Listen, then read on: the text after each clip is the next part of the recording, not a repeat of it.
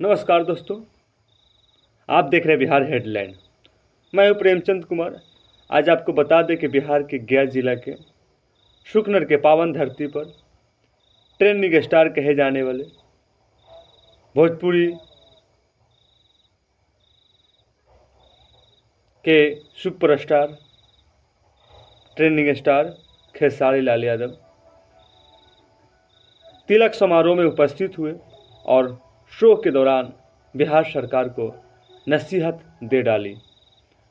आप तेजस्वी यादव के बारे में क्या बोला, आप इस वीडियो में एक बार अवश्य सुने। ना तो विरोधी रोक दी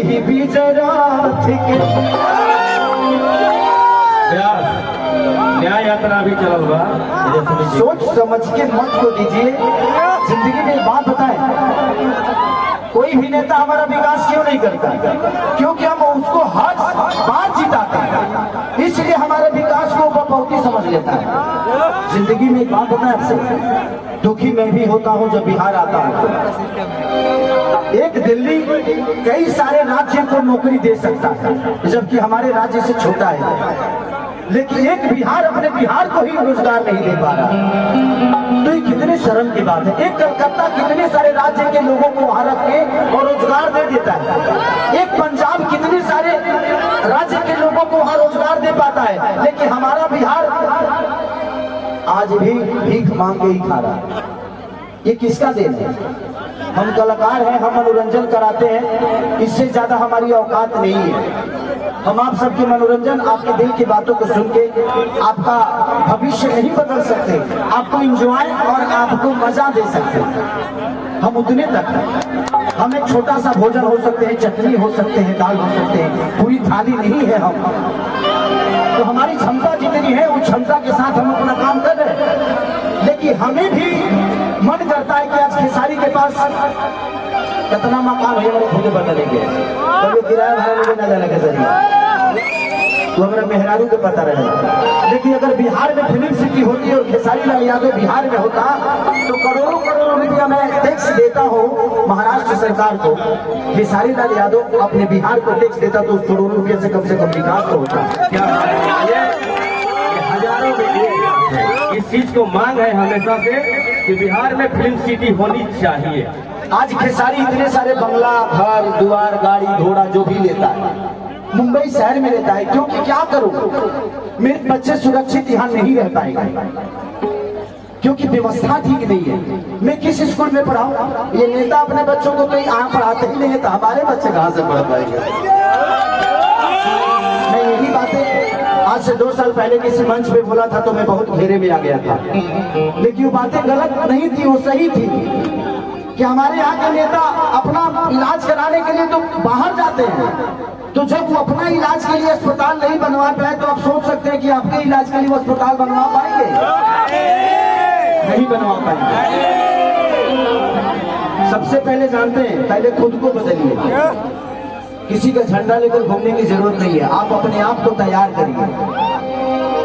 सच पूछिए तो हमारे यहाँ आईपीएस और डीएम और अधिकारी बनते हैं ना तो अपने काबिलियत से बनते हैं, उसमें सरकार का कोई योगदान नहीं होता है।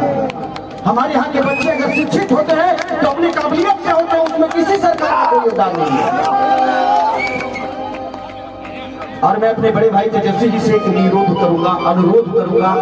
मैं एक छोटे भाई होने के नाते एक दुख तुम है कि 14 करोड़ की आबादी में 2 लाख की नौकरी से हम बिहार सुधरने वाला नहीं है।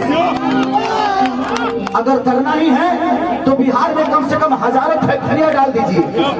ये बताइए कि जब हमारे पास रोजी होगा तो हम रोड पे नजर आएंगे जी, हम फैक्ट्री में नजर आएंगे। आप हमें रोजी दीजिए, आप हमें व्यवस्था मत दीजिए। उतना कमाने की ताकत है कि अपनी व्यवस्था खुद कर लेंगे आप। हमें व्यवस्था तो दे दीजिए, हमें रोजी दे दीजिए। हम वोट लेते हैं, आप वोट मांगने जाते हैं, हम रोजी मांगने जाते हैं तो आप भूल जाते हैं कि हाँ इनको भी कुछ देना है। मुझे दुख है इस बात का, मैं नेता नहीं हूँ, लेकिन आज नहीं तो कल तो बनना ही है।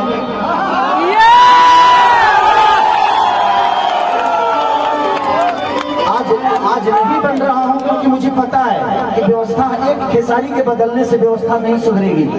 आप सबको बदलना पड़ेगा। बदलाव ऐसी चीज होती है, बदलाव ऐसी चीज होती है कि हर उस नेता को डर रहता है कि इस बार अगर विकास नहीं करेंगे तो अगले बार ये लोग वोट नहीं देंगे। इसलिए हर 5 साल पे बदल दीजिए। जहां जहां बदलाव हुआ है वहां वहां विकास हुआ है। उनके अंदर अपना डर पैदा करिए कि तुम नहीं करेगा मेरे लिए, हम तुम्हारे लिए वोट नहीं देंगे, चाहे आपके अपने जात का ही नेता क्यों ना हो, क्योंकि जात पेट नहीं भरता है। आप कमाते हो तब आपके बच्चों का पेट भरता है। इसलिए मैं कह रहा हूं कि देखिए, हम अगर समाज में हैं तो हमें जात से उठ के जो हमारे लिए अच्छा है, आज तेजस्वी जी 17 महीने में जो काम किए तो हमारे लिए वो अच्छा है ना।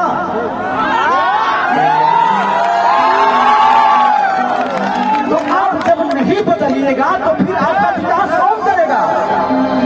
परिवार में जब एक आदमी का विरोध होता है ना तो हर आदमी कमाना शुरू कर देता है। तो कोशिश करिए हर साल, अगर तेजस्वी जी काम नहीं कर रहे उनको भी बदल दीजिए, तब जाकर विकास होगा। लेकिन हमें अपने बड़े भाई पे विश्वास है कि वो आएगा तो आग लगा देगा।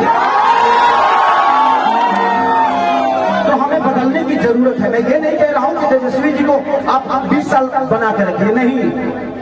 तेजस्वी जी अगर काम नहीं कर रहे हैं तो उनको भी बदलिए, क्योंकि बदलाव ऐसी चीज होती है कि जीवन में इंसान अपने आप को बदल देता है। क्योंकि हमें विकास चाहिए भाई, हमें जात नहीं चाहिए। जात पेट नहीं भरता है। आज तेजस्वी जी ने नौकरी दिया है तो सिर्फ यादवों को नहीं दिया है, पूरे बिहार के बच्चों को जिनके पास। अगर तेजस्वी जी अपने जात को ही प्रमोट करते, अपने बिरादरी को प्रमोट करते तो इतने सारे लोगों को नौकरी क्यों देते।